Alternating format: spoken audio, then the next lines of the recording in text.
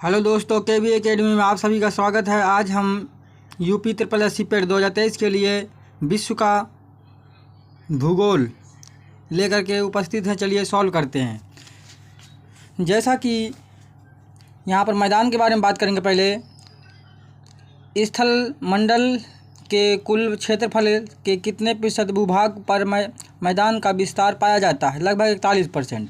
विश्व में उत्पन्न होने वाली फसलों तथा खाद्य वस्तुओं का लगभग कितना प्रतिशत मैदानी भागों में उपजाया जाता है? तो लगभग 85%। विश्व की कुल जनसंख्या का कितना प्रतिशत हिस्सा मैदानी भाग में निवास करती है? लगभग 90%। निम्न में से किस स्थल रूप को सभ्यता का पालन कहा जाता है? तो मैदान को। उत्तरी पश्चिमी चीन का लोयस मैदान किस प्रकार के जमाव से बना हुआ है? तो रेत व धूल कणों के जमाव से। गिरिपाद जलोढ़ मैदान को क्या कहा जाता है? इसे खादर कहा जाता है। बहुत इंपॉर्टेंट क्वेश्चन है, कई बार पूछा गया है।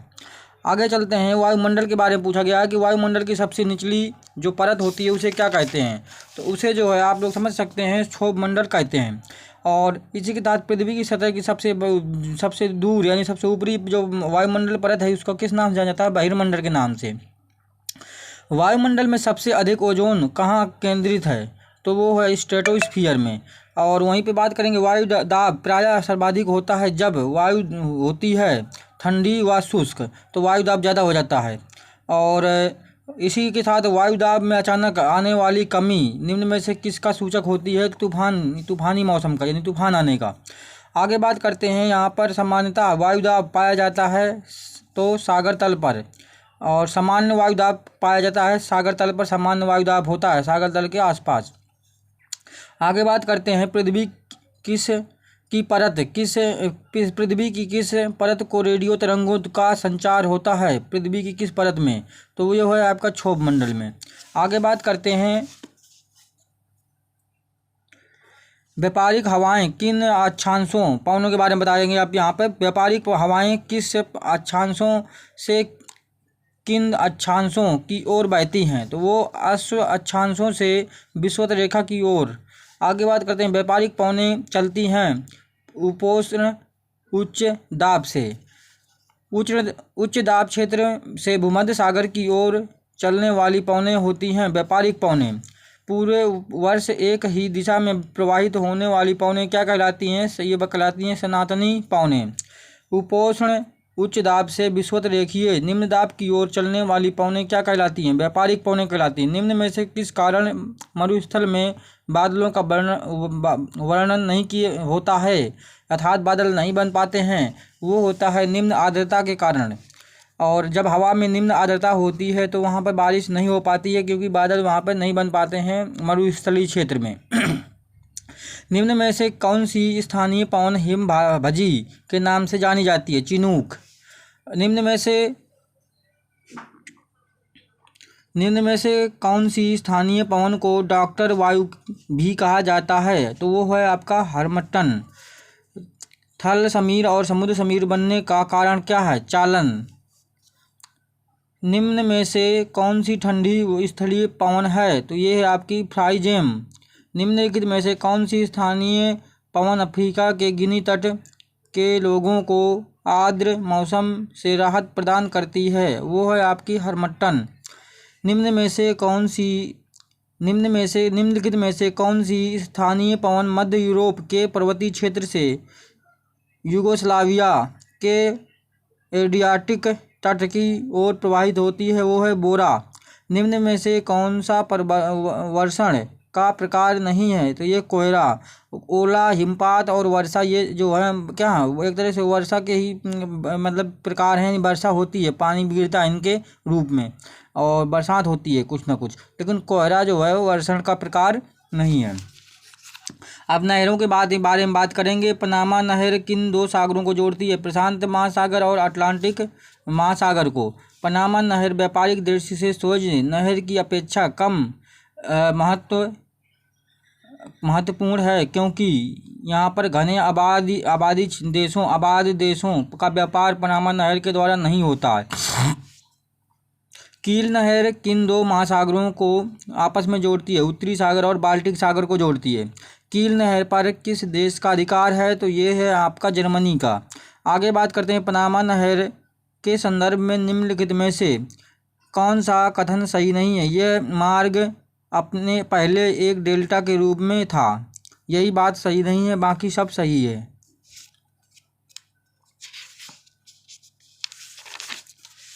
आगे बात करते हैं सोज नहर जोड़ती है। सोज नहर किसे जोड़ती है? लाल सागर को भूमध्य सागर से। सोज नहर का निर्माण कब हुआ था? तो ये सोज नहर का निर्माण 1869 में हुआ था। विश्व की सर्वाधिक व्यस्त नहर कौन सी है? तो कीन नहर है ये।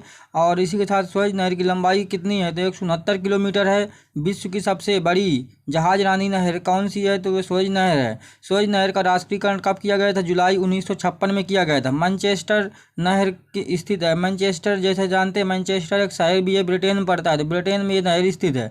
यह नहर इरी झील और मिशिगन झील को जोड़ती है, तो कौन सी नहर हो जाएगी? इरी नहर हो जाएगी। अब बातें करेंगे झीलों के बारे में। तो निम्न में से कौन सी झील विश्व की सबसे बड़ी झील है? तो कैस्पियन सागर सबसे बड़ी विश्व की झील है। आगे बात करते हैं विश्व की सबसे बड़ी मीठे जल की झील कौन सी है? सुपीरियर झील। विश्व की सर्वाधिक गहरी झील कौन सी है? तो यह है बैकाल। समुद्र तल से सर्वाधिक नीची झील कौन सी है? यानी गहराई के मामले में नीचे सबसे समुद्र तल से नीचे स्थित है, तो मृत सागर है। विश्व की सबसे बड़ी खारे जल की झील कौन सी है? कैस्पियन सागर। विश्व की सर्वाधिक ऊंचाई पर स्थित झील क्या है? टीटीकाका। वान झील स्थित है, तो तुर्की में स्थित है। विश्व की सर्वाधिक लवणीय झील जिसका जल बहुत ही लवणीय है, मात्रा ज़्यादा जिस झील में, वो है वान झील, जो कि तुर्की में स्थित है। आगे बात करते हैं, समझ सकते हैं आप लोग यहीं पर। अब चक्रवात और प्रतिचक्रवात के बारे में बात करेंगे। चक्रवात की आकृति इनमें से किस प्रकार की होती है? अंडाकार होती है। चक्रवात का शांत क्षेत्र क्या कहलाता है? चशु कहलाता है। चक्रवात की आँख एक विशेषता है उष्णकटिबंधीय चक्रवात की। और उत्तरी गोलार्ध में चक्रवात की वायु की दिशा होती है वो वामावर्त होती है। दक्षिणी गोलार्ध में चक्रवात की वायु क्या होती है? घड़ी की सुई की दिशा में होती है। और टी मापक यानी टी स्केल किन पर निम्न में से किसका मापन किया जाता है? बहुत इंपॉर्टेंट प्रश्न ये। चक्रवातों की शक्ति का मापन किया जाता है। प्रति चक्रवात की आकृति समानता होती है, तो गोलाकार होती है। अब बात करते हैं हरिकेन जो है आपके चलते हैं कहाँ पर? तो मिसिसिपी घाटी में। और वहीं पर बात करेंगे प्रति चक्रवात में वायु की दिशा होती है, तो ये जो है उत्तरी गोलार्ध में घड़ी की सुइयों की दिशा में और दक्षिणी गोलार्ध में घड़ी की सुइयों के विपरीत दिशा में, यानी प्रतिकूल कह सकते हो।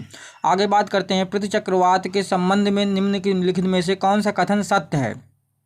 प्रति चक्रवात उच्च दाब केंद्र युक्त एक पवन है, ये बात यहाँ पर सत्य है। आगे बात करते हैं निम्न में से कौन सा सर्वाधिक विनाशकारी होता है? तो आप लोग जानते हैं टॉर्नेडो सबसे विनाशकारी जो होता है। और आगे बात करेंगे टॉर्नेडो पाया जाता है, तो ये स्थलीय अमेरिका में पाया जाता है।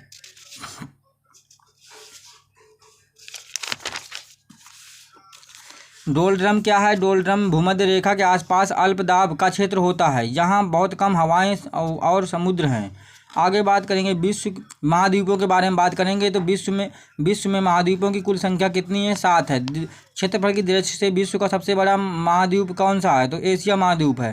क्षेत्रफल की दृष्टि से सबसे छोटा महाद्वीप क्या है? ऑस्ट्रेलिया महाद्वीप है। निम्न में से कौन से दो महाद्वीप एक दूसरे के दर्पण प्रतिबिंब हैं? तो यहाँ पर दक्षिण अमेरिका और अफ्रीका दोनों एक दूसरे के दर्पण प्रतिबिंब हैं। आगे बात करेंगे निम्न में से किसकी संरचना अंग्रेजी के अक्षर एस के आकार की है? तो वो है अंटार्कटिका की महाद्वीप की। आगे बात करते हैं निम्न में से किस महाद्वीप का विस्तार उत्तरी दक्षिणी पूर्वी तथा पश्चिमी सभी गोलार्धों में है? तो वो है अफ्रीका। निम्न में से कौन सा महाद्वीप पूर्णतया हिमच्छादित है, मतलब हिम से ढका हुआ है? तो यहाँ पर अंटार्कटिका है। किस महाद्वीप को श्वेत महाद्वीप के नाम से भी जाना जाता है? श्वेत का मतलब जहाँ बर्फ़ ही बर्फ़ होगी, तो वो है आपका अंटार्कटिका महाद्वीप।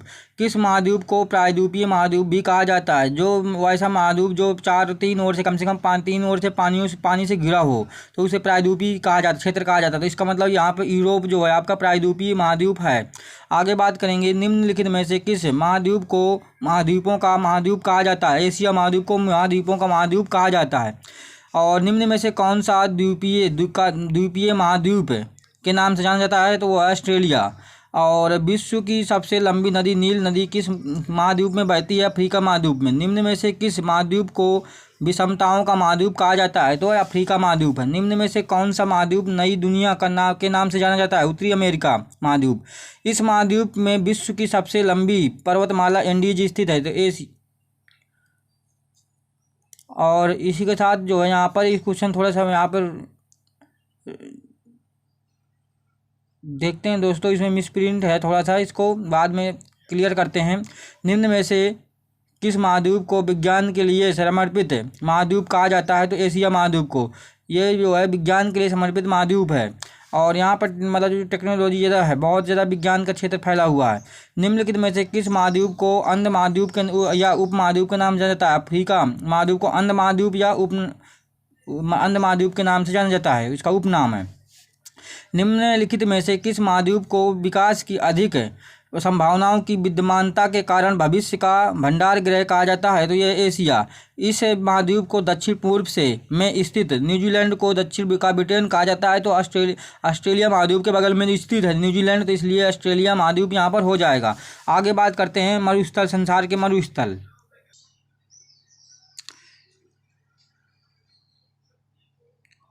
संसार का सबसे बड़ा मरुस्थल क्या है? तो सहारा है। दक्षिण एशिया का सबसे बड़ा मरुस्थल क्या है? तो थार है।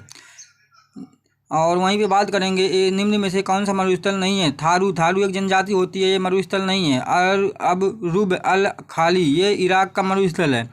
और वहीं पे बात करें गोबी मरुस्थल स्थित है, तो कहाँ? मंगोलिया में स्थित है। भारतीय मरुस्थल को क्या कहते हैं? थार कहते हैं। अल गजीरा रेगिस्तान किस देश में है? तो ये सूडान में है। सोनोरान मरुस्थल किस देश में स्थित है? तो मैक्सिको में स्थित है। अटाकामा मरुस्थल किस देश में स्थित है? तो ये चिली में स्थित है। सहारा मरुस्थल कहाँ स्थित है? उत्तरी अमेरिका में स्थित है। कालाहारी मरुस्थल किस देश में स्थित है? तो बोलो ये जो है आपका बोत्सवाना में स्थित है। और विश्व का सबसे शीत मरुस्थल कौन सा है? तो गोबी मरुस्थल है। अब बात करेंगे महासागरों के बारे में। विश्व का सबसे बड़ा महासागर क्या है? प्रशांत महासागर है। अब यहीं पर हमने 1 2 3 नंबर लिख रखे हैं, देख सकते हैं आप लोग, क्रम है। और फिर इसके बाद अंटार्कटिक महासागर है, फिर हिंद महासागर है। आगे बात करेंगे विश्व का सबसे छोटा महासागर क्या है? तो ये आपका आर्कटिक सागर महासागर है, जो कि ऊपर स्थित है, सबसे ऊपर एशिया के ऊपर स्थित है, नॉर्थ पोल की तरफ। आगे बात करते हैं और जो मतलब जो है अंटार्कटिक महासागर है, तो जो है वो जो कि नीचे की ओर स्थित है, साउथ में इस पोल की तरफ स्थित है, वो जो है चौथे नंबर पे आता है। आगे बात करेंगे क्योंकि 5 महासागर हैं टोटल कुल मिला के, तो हो गए पूरे, यानी प्रशांत महासागर, फिर अटलांटिक महासागर, हिंद महासागर और अंटार्कटिक महासागर और आर्कटिक महासागर। निम्न क्रम के अनुसार बताया मैंने। निम्न में से कम गहरा महासागर कौन सा है? तो ये आर्कटिक महासागर है। आगे बात करेंगे जहाँ पर विश्व के 4 सबसे बड़े महासागरों में कौन शामिल नहीं है? तो भूमध्य महासागर शामिल नहीं है। आगे बात करेंगे यहाँ पर, तो निम्न में से किस महासागर को छिपता हुआ महासागर कहा जाता है? तो ये आर्कटिक महासागर है। विश्व की सबसे गहरी खाई मरियाना ट्रेंच किस महासागर में है? तो प्रशांत महासागर में। उत्तरी अमेरिका महाद्वीप के पश्चिम में कौन सा सागर स्थित है? तो ये हिंद महासागर स्थित है। यहीं पर जो रिंग ऑफ फायर या अग्निवलय किसकी उपस्थिति किस महासागर में है? तो ये प्रशांत महासागर में स्थित है। बरमूडा त्रिभुज या ट्रायंगल किस महासागर में स्थित है? तो ये जो है आपका उत्तरी अटलांटिक महासागर में स्थित है। आगे बात करते हैं यहीं पर विश्व की सबसे, ये तो हो गया मित्रों। आगे बात करते हैं 85 नंबर, 185 नंबर। निम्न में से किस महासागर की प्रमुख विशेषता प्रवाल भित्ति है? तो यह प्रशांत महासागर की। सारगैसो सागर कहाँ स्थित है? यह अटलांटिक महासागर में स्थित है। वर्तमान भूमध्य सागर को किस प्राचीन महासागर का अवशेष माना जाता है? यह है टाइथिस महासागर का। द ग्रेट ओशन ट्रेडमार्क किस महासागर से होकर गुजरता है? तो उत्तरी अटलांटिक महासागर से होकर गुजरता है। अब बात करेंगे महासागरीय जलधाराओं के बारे में। विश्व की जो है सबसे तेज बहने वाली महासागरीय जलधारा जो है गल्फ स्ट्रीम जलधारा है। महासागर में जलधाराओं को बनने का कारण क्या है? तो ये इसका कारण होता है, ये सभी कारण हो सकते हैं, वायुदाब एवं हवाएं, पृथ्वी का परिभ्रमण एवं गुरुत्वाकर्षण, और भूमध्य रेखीय एवं ध्रुवीय प्रदेशों का असमान तापमान, ये उपयुक्त सभी कारण हो सकते हैं।